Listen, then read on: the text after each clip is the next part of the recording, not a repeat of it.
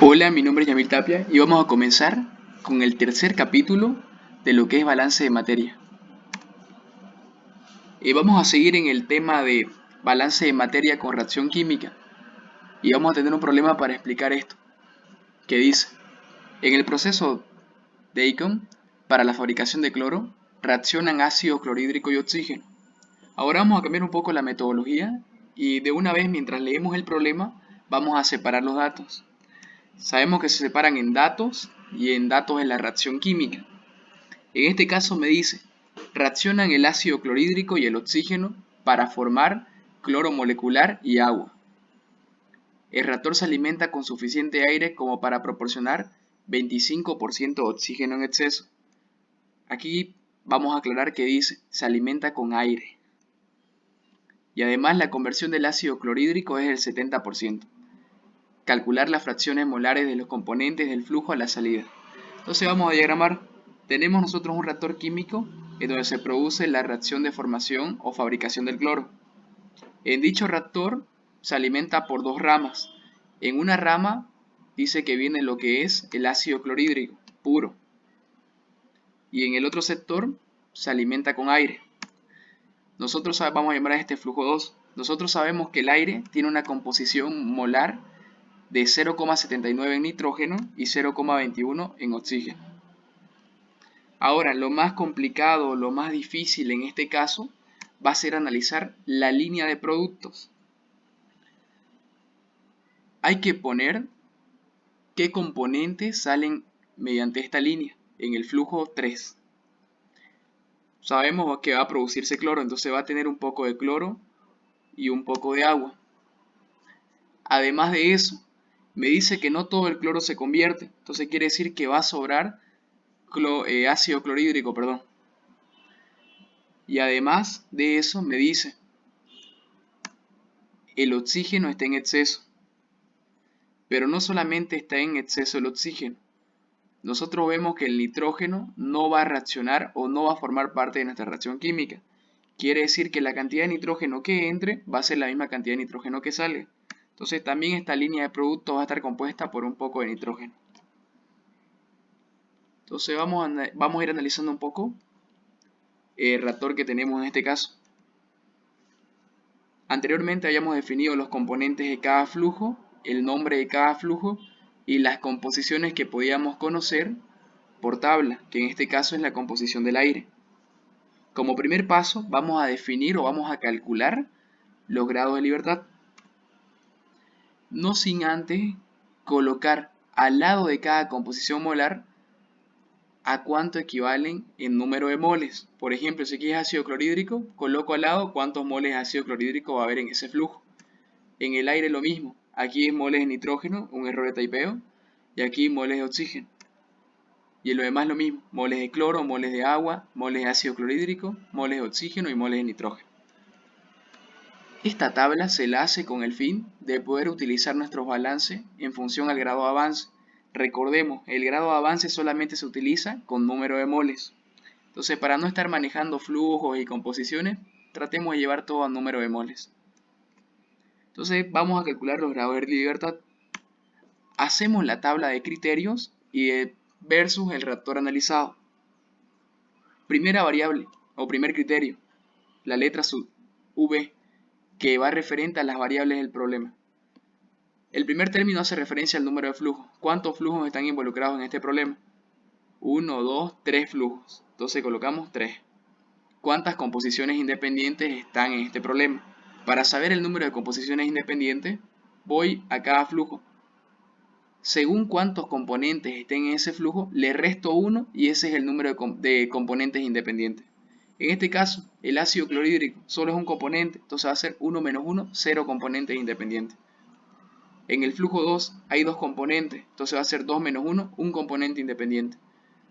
Y en el flujo 3 son 5 componentes, entonces va a ser 5 menos 1, 4 componentes independientes.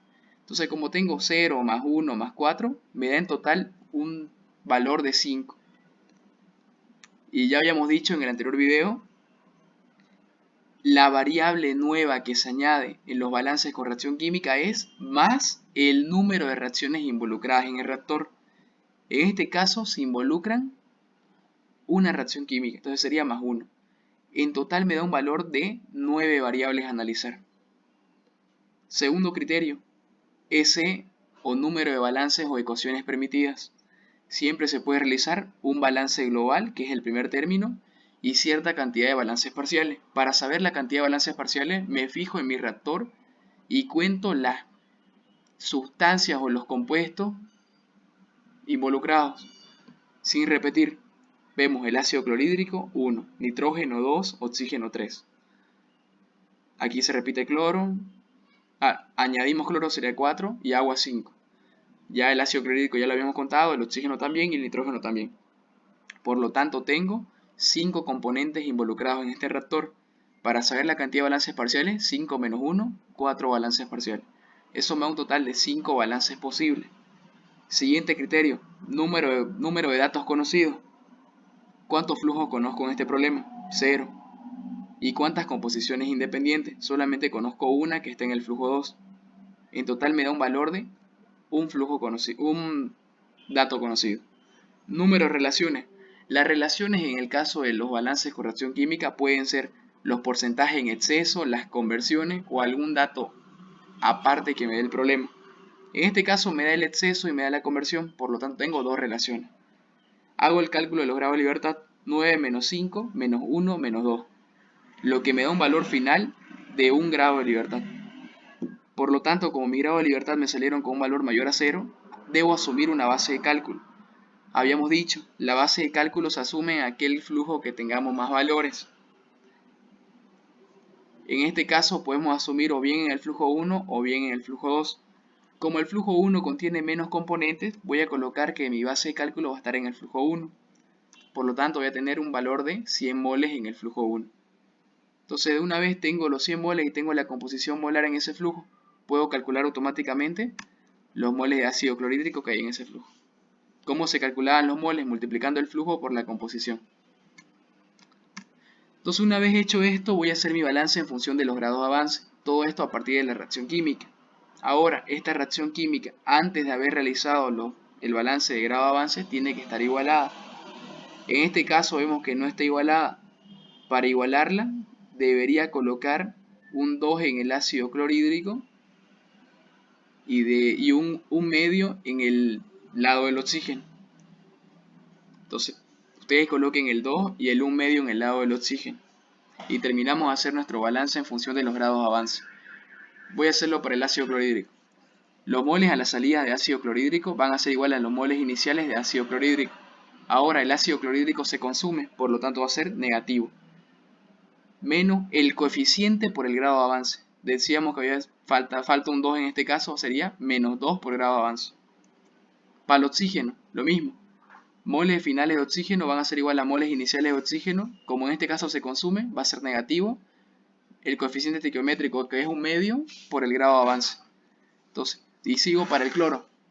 Moles de cloros iniciales, como en este caso el cloro se forma, va a ser positivo. Sería más 1 grado de avance. Y en el agua lo mismo, sería más 1 grado de avance. Entonces voy a tener siempre presente el porcentaje en exceso y la conversión. Les recomiendo siempre mantener las relaciones que le da el problema en el balance. Entonces veo que yo no tengo ni el valor de los grados de avance, ni tampoco muchos datos que son como ser los moles iniciales a la entrada.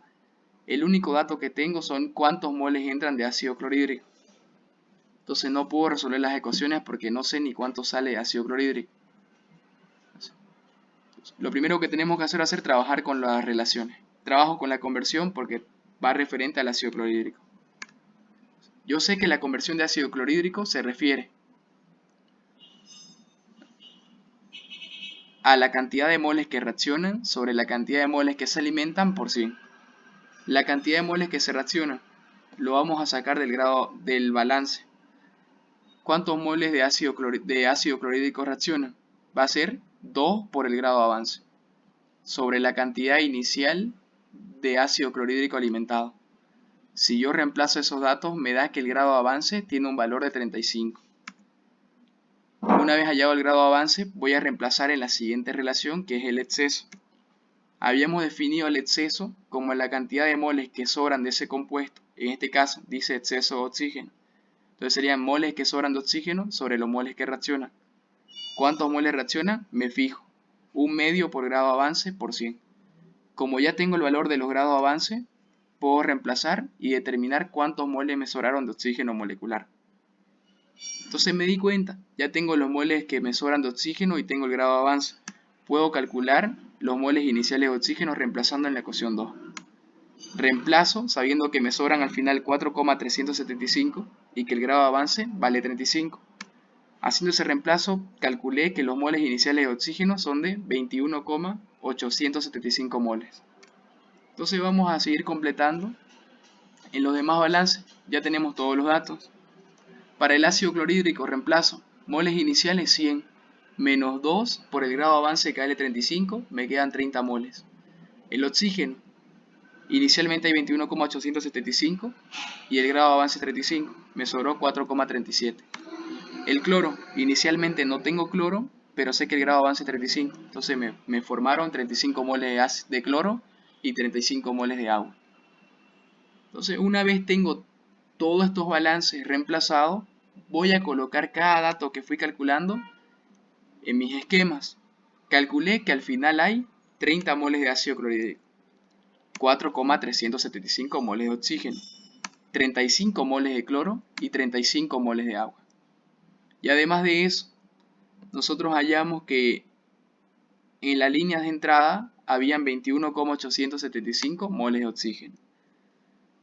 Entonces, veo, me faltan los flujos y me faltan las composiciones. Además de eso, me falta saber cuántos moles de nitrógeno entraron. Pero me percato de que tengo la composición del oxígeno y además tengo los moles de oxígeno en ese flujo. Entonces voy a reemplazar en la definición de composición molar. La fracción molar del oxígeno se va a definir como los números de moles de oxígeno que hay en ese flujo sobre el flujo total. Si yo reemplazo, calculo un valor de 104.167 moles en el flujo 2. Entonces, como yo sé que ese flujo solamente está formado por nitrógeno y oxígeno, si 104 es el total y 21 es la cantidad de moles de oxígeno, la diferencia es la cantidad de moles de nitrógeno.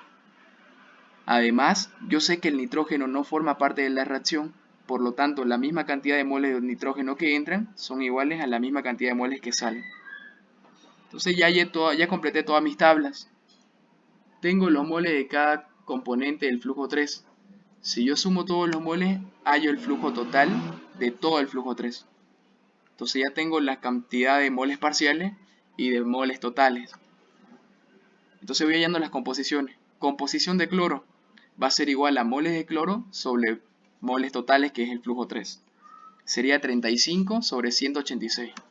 Da un valor de 0,187. Y así sucesivamente con cada compuesto, con cada componente. El agua sería lo mismo. Moles de agua sobre moles totales. El ácido clorhídrico, moles de ácido clorhídrico sobre moles totales. Y de esa forma vamos completando cada dato que me falta. Entonces este sería el final del capítulo 3 de balance de materia. Cualquier duda que tengan me la hacen.